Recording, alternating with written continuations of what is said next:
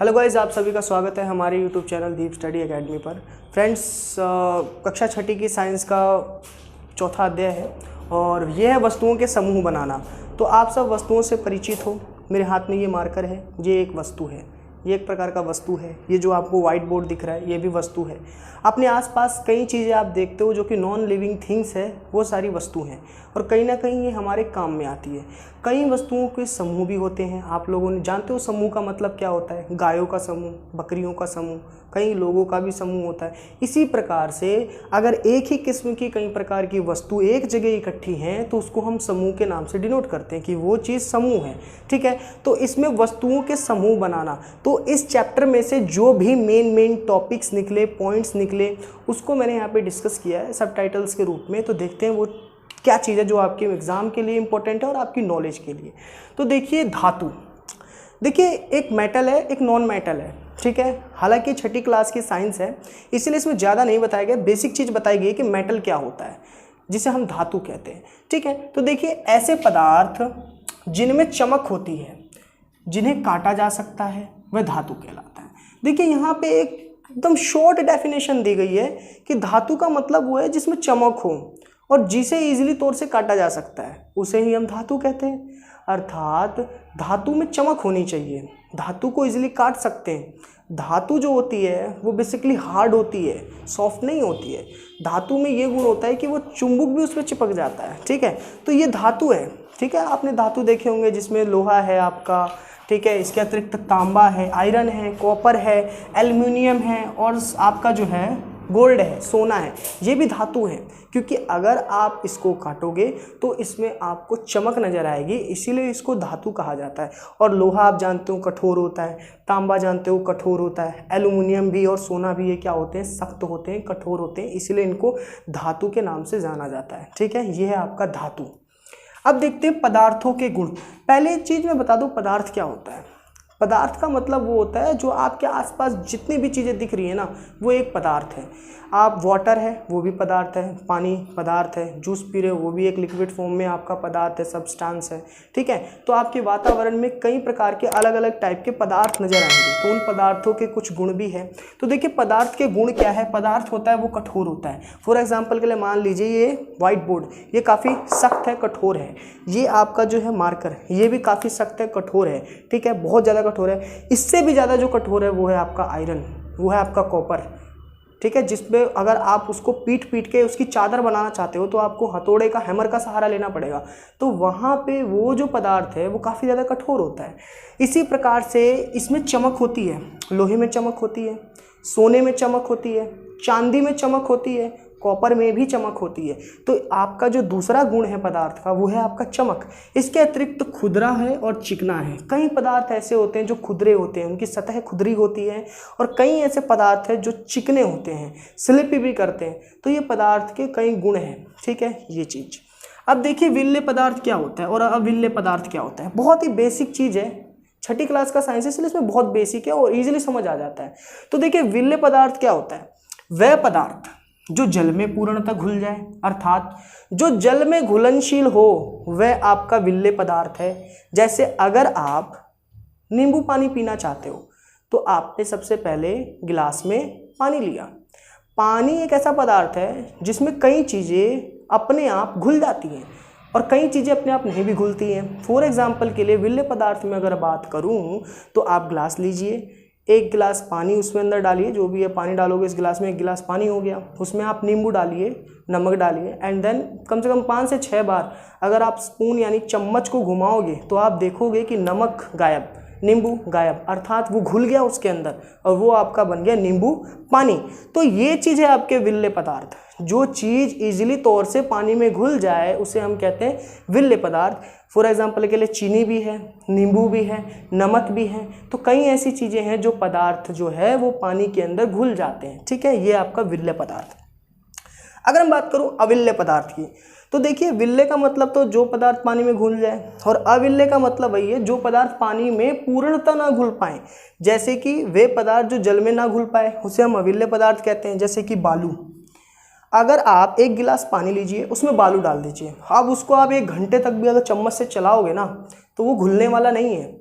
छोड़ भी दोगे तो बालू जो है ना वो नीचे बैठ जाएगा, पानी का लेवल ऊपर आ जाएगा, तो बालू नहीं घुला पानी में, तो वो अघुलनशील है, इसीलिए वो अविल्य पदार्थ है।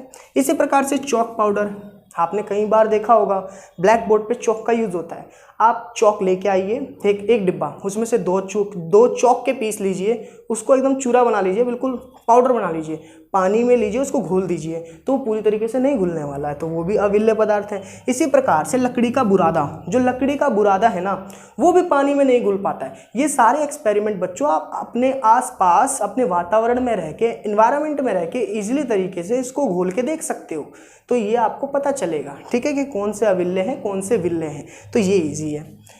देखिए जल में घुलने वाले विल्य पदार्थ क्या है। देखिए जल एक विलायक है।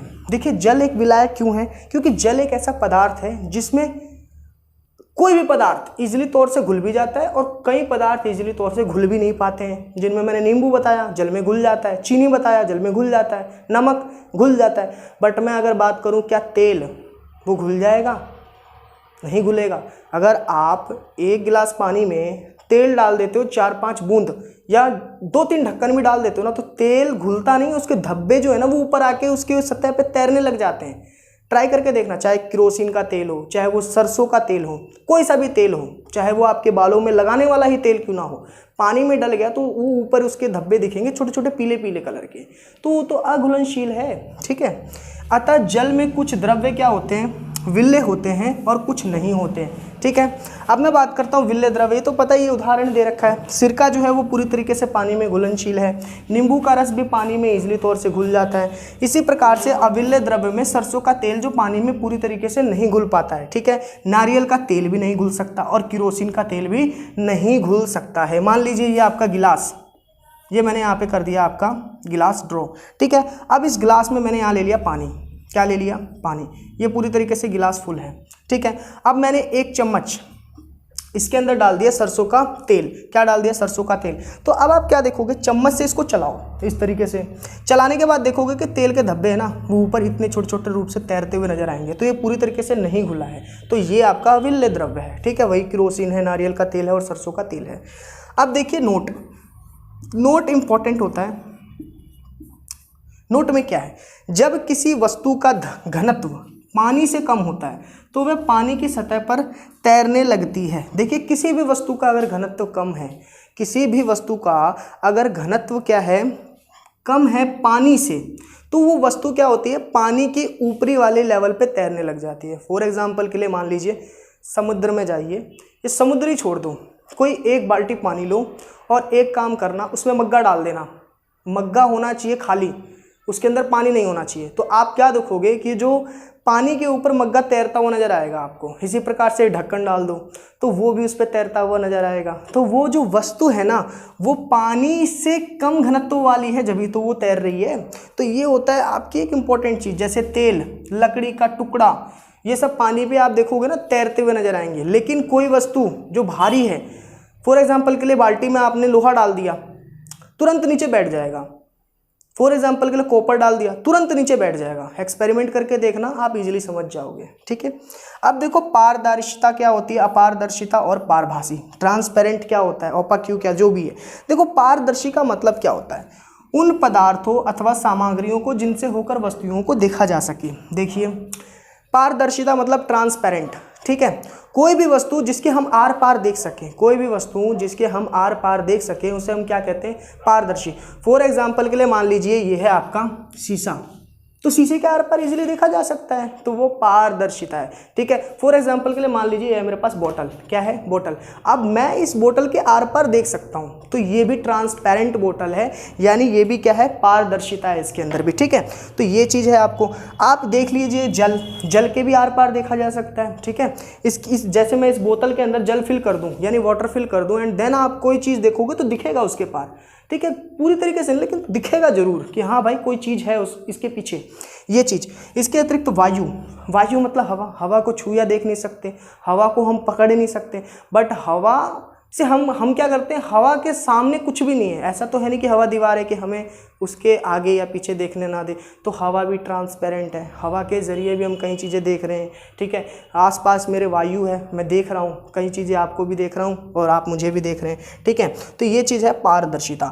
अपारदर्शिता का मतलब क्या होता है, जिन पदार्थों से आर पार नहीं देखा जाता, वैसे देखो लकड़ी के बॉक्स या गत्ते के डब्बे, अगर मैं कोई चीज़ रख दूं, फॉर एग्जांपल के लिए मान लीजिए ये फ़ोन है, अब मैंने कहा इस फ़ोन से, तो देखो मेरा शक्ल ढक गया, इसका मतलब मैं आपको इससे नहीं देख पा रहा हूं, तो ये क्या है, ट्रांसपेरेंट नहीं है, ये अपारदर्शी है, ठीक है। इसी प्रकार से फॉर एग्जांपल के लिए मान लीजिए मेरे पास ये कागज़ है, ठीक है। अब ये कागज़ से मैं आप लोगों को नहीं देख पा रहा हूँ, किसी भी वस्तु को नहीं देख पा रहा हूँ, तो ये जो कागज़ है ना, ये जो पेपर है ना, ये पूरी तरीके से ट्रांसपेरेंट नहीं है, ये अपारदर्शी है, क्योंकि मैं इसके आर पार नहीं देख सकता, ठीक है।